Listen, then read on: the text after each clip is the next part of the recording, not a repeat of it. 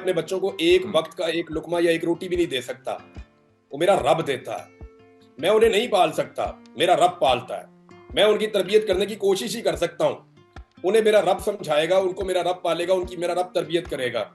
वो ज्यादा बेहतर जानता है कि किसको किस हालात में किस तरह उसने रखना है। मुश्किल हालात इंसान को सिखाते हैं। हाँ, वालिद के बारे में मुझे अपने वालिद के बारे में अफसोस होता है कि ये उनकी आराम करने की उम्र है, ये उनकी उम्र है कि वो रिलैक्स करें।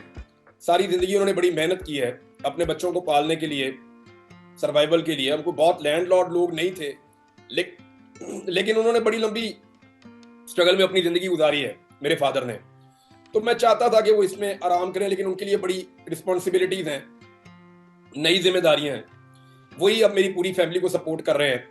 खुद वो पाकिस्तान में नहीं है, कारोबार उनके बंद हो गए हैं। बाहर अब उन्होंने नया काम भी शुरू किया है, वो बाहर बिजनेस भी कर रहे हैं, बच्चों को भी देख रहे हैं, मेरे बच्चों को देख रहे हैं, अपने बच्चों को भी देख रहे हैं। फिर घर बंद पड़ा है, सारी चीज़ें बंद पड़ी हैं, उनको मैनेज भी करनी है। फिर वो मेरे साथ भी राब्ते में रहते हैं, मेरी खैरियत की भी उनको फिक्र होती है। तो मैंने उनके लिए कोई अच्छे हालात नहीं छोड़े।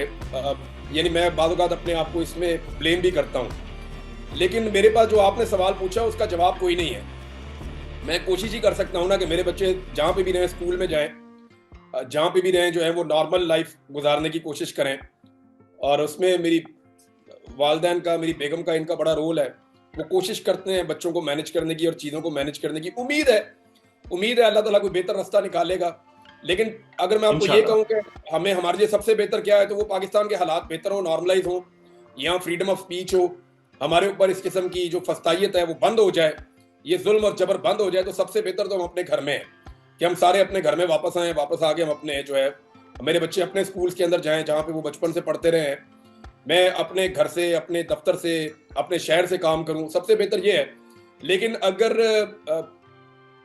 मुल्क एक गलत सिमत में जा रहा है और मैं उसमें 1% भी रोल प्ले कर पा रहा हूं या आधा फीसद भी कर पा रहा हूं और उसके लिए मुझे ये कीमत चुकानी पड़ रही है, तो ये कोई बड़ी कीमत नहीं है, कोई बात नहीं, खैर है।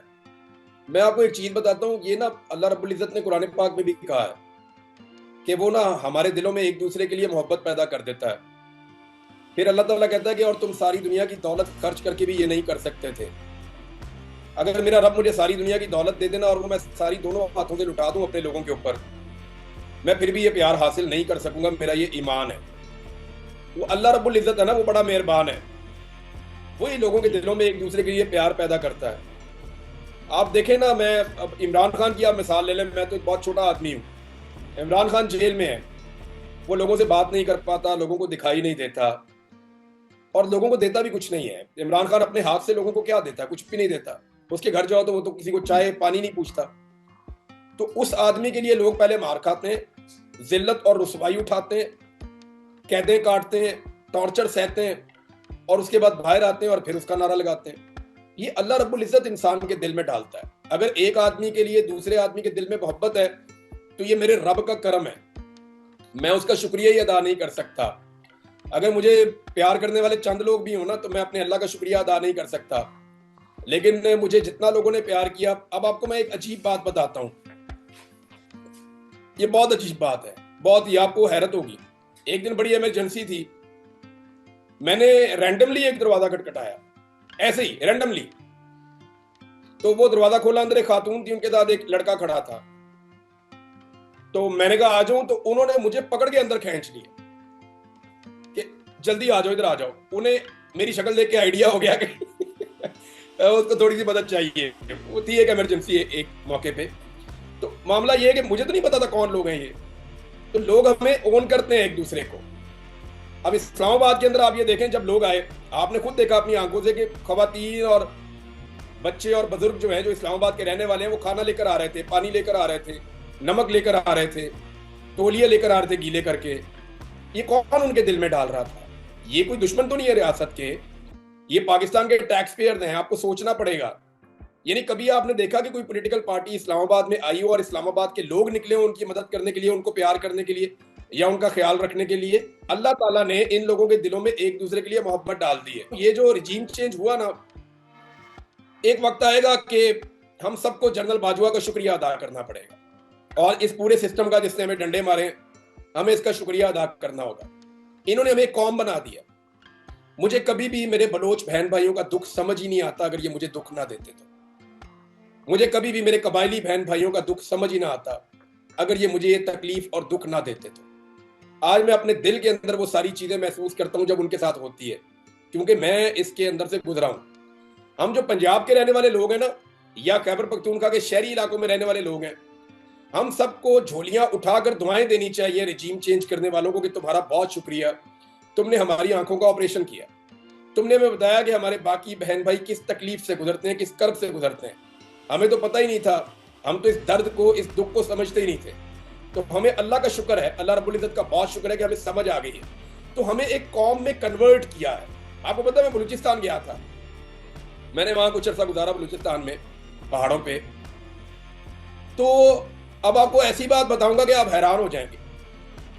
वो एरिया जहां पे इंटरनेट का इतना सा भी सिग्नल जाता है ना, इतना सा भी, जहां पे एक सिग्नल आता है ना थोड़ा सा इंटरनेट का, वहां पे भी आपकी आवाज जाती है। वहां पे भी लोग जानते हैं कि सच क्या और झूठ क्या है, और बिल्कुल वैसे ही जानते हैं जैसे लाहौर में या इस्लामाबाद में जानते हैं। मैं बताऊं, ये जो टर्मिनोलॉजी इस्तेमाल होती है ना, डिजिटल दहशतगर्दी, ये इट्स रियली अ प्रॉब्लम। अभी इस्लामाबाद और रावलपिंडी में बैठे हुए लोगों को पता ही नहीं है कि ये खतरा कितना बढ़ गया है। पाकिस्तान के किसी एक कोने में, मैं पिछले तकरीबन को 3-4 माह में ना पूरा पाकिस्तान फिरा हूं। मेरा ये तरीकाकार था कि थोड़ा अर्सा इधर रह गए, फिर इधर रह गए, फिर इधर रह गए, फिर इधर रह गए, मैं ऐसे घूमता भी रहा हूं बड़ी देर तक। तो मैंने इस बीच में, जब तक कि मैंने अपने आप को पूरी तरह महफूज नहीं किया, तब तक मैं ये चक्कर भी लगाता रहा हूं। तो मैंने कोई ऐसा कोना पाकिस्तान का नहीं देखा जहां मैसेज नहीं पहुंच गया, और वेरी वेल कन्वेड। ये ऐसा नहीं है कि आपको मैसेज कहीं आधा पहुंचा है, कहीं पूरा पहुंचा है, कहीं अंडरस्टैंडिंग का फर्क है। एक बात जरूर है कि अंडरस्टैंडिंग बड़ी क्लियर है। पाकिस्तान के लोग ये समझते हैं कि हम सियासतदानों की वजह से नहीं, पाकिस्तान की एस्टेब्लिशमेंट की गलत पॉलिसीज की वजह से आज ना सिर्फ तकसीम का शिकार है, बल्कि आज हम कमजोर भी हैं, आज हमारे बड़े मसाइल भी हैं। आज जो हमारे इकोनॉमिक मसाइल हैं, हमारे माशरती और समाजी मसाइल हैं, जो पाकिस्तान में पोलराइजेशन है, या पाकिस्तान में जो क्लाशनकोफ कल्चर है, यहाँ से लेकर, और जो एक मजहबी जनूनियत है, इन सारी चीज़ों को वो जब इकट्ठा करके देखते हैं तो पाकिस्तान में तमाम तबकात अब ये समझते हैं कि पाकिस्तान की एस्टेब्लिशमेंट की गलत और नाकस पॉलिसियां, जो बड़ी महदूद मुद्दत के लिए, देखें ना, एक आदमी है, एक पॉलिटिकल पार्टी है PMLN, नवाज शरीफ साहब को 3 दहाइयों से ऊपर हो गई है। पीपल्स पार्टी को 50 साल की जमात हो गई है ऑलमोस्ट। जुल्फिकार अली भुट्टो के टाइम की ये जमात है, 50 साल 5 दहाइयां इसको भी हो गई है। अगर आप खाली मुस्लिम लीग कहें तो वो कायदे आज़म के दौर में बनी थी। तो पॉलिटिकल पार्टीज जो होती है ना, उनकी पूरी अपनी एक तारीख होती है, और उन्हें ये पता होता है कि हमारा एक फ्यूचर भी है, आने वाले वक्त में भी ये पॉलिटिकल पार्टी चलेगी और इसकी पूरी एक तारीख लिखी जाएगी। ये जो इदारे होते हैं ना, इनमें ये नहीं होता। एक शख्स आता है, वो सिर्फ अपने 3 साल 4 साल देखता है कि मेरा ये 5 साल का, 3 साल का, 4 साल का टर्न्योर है। वो अपनी जो भी पॉलिसी बनाता है वो अपने 3 साल को सामने रख के बनाता है। पॉलिटिकल पार्टी जब कोई पॉलिसी बनाती है तो वो बहुत लंबा टाइम देखकर बनाती है। सियासतदान की प्लानिंग हमेशा दहाइयों पर होती है। ब्यूरोक्रेट की या सरकारी मुलाजिम की प्लानिंग हमेशा 3 साल की, 2 साल की, 4 साल की, इससे लंबी प्लानिंग वो कर नहीं सकता। उसको पता होता है कि उसका टाइम खत्म हो जाएगा, तो उसको हर चीज जल्दी। तो जो शॉर्ट टर्म प्लानिंग पाकिस्तान से की गई ना, कभी मजहब कार्ड इस्तेमाल कर लिया गया, कभी गद्दारी का कार्ड इस्तेमाल कर लिया गया, कभी सुबाइयत का कार्ड इस्तेमाल कर लिया गया, कभी लिसानियत का कार्ड इस्तेमाल कर लिया गया, कभी सबसे पहले पाकिस्तान का नारा आ गया, कभी लिबरल अप्रोच आ गई, कभी जो है वो बिल्कुल ही एक तरफ डिफरेंट अप्रोच आ गई। तो ये पोलराइजेशन जितनी पाकिस्तान में हुई है, इसका जो सबसे बड़ा रीजन है वो पाकिस्तान की एस्टेब्लिशमेंट की बहुत शॉर्ट टर्म की जो पॉलिसीज थी, उसका सबसे बड़ा रीजन वो है।